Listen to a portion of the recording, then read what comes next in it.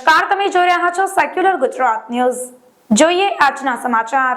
હાલ ગૃહ રાજ્ય મંત્રીના સૂચન પ્રમાણે મિશન ક્લીન ગુજરાત અંતર્ગત સમગ્ર ગુજરાત રાજ્યના પોલીસ વડાની સૂચનાઓ આપવામાં આવી હતી કે ગુજરાતને નશામુક્ત કરવાનું હોય, જેથી મિશન ક્લીન નશામુક્ત ગુજરાતના શીર્ષક હેઠળ ડાયરેક્ટ વડોદરા શહેરના પોલીસ કમિશનર અનુપમસિંહ ગેહલોતની દોરવણી હેઠળ એસઓજીની ટીમ દ્વારા શહેરના તાંદલજા સનફાર્મા રોડ પર આવેલ અલસફા ફ્લેટના બી ટાવરના બીજા માળે D203 ના મકાનમાં રેડ પાડવામાં આવી। મકાનમાં મહિલા દ્વારા એમડી ડ્રગ્સનો ધંધો કરવામાં આવતો હોય તેવી બાતમી હકીકતના આધારે એસઓજીની ટીમે દરોડા પાડ્યા હતા, જેમાં આશરે 30 ગ્રામ જેટલા એમડી ડ્રગ્સનો જથ્થો ઝડપાયો હતો, તો સાથે જ એક મહિલા આરોપીને પણ પકડી પાડવામાં આવી હતી। ત્યારે આ એમડી ડ્રગ્સ માર્કેટ વેલ્યુ પ્રમાણે લાખોની કિંમતનો હોય।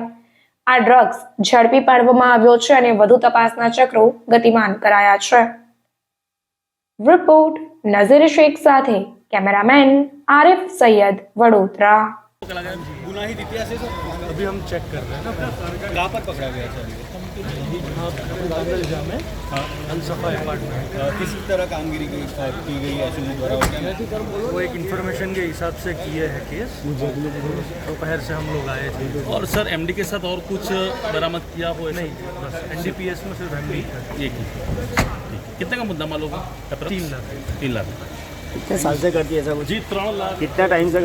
अभी भैया इन्वेस्टिगेशन चलेगा, तब जाके हम बताएंगे।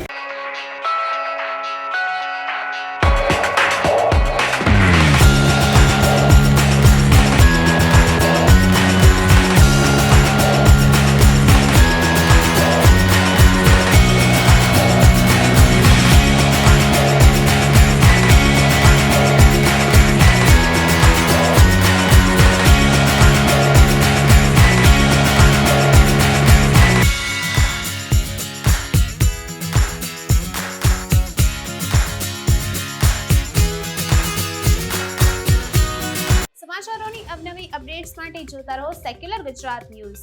સાથે સેક્યુલર ગુજરાત ન્યૂઝ ચેનલને લાઇક, શેર અને સબસ્ક્રાઇબ કરો અને બેલ આઇકોન દબાવીને સમાચારોની ઝડપી માહિતી મેળવો।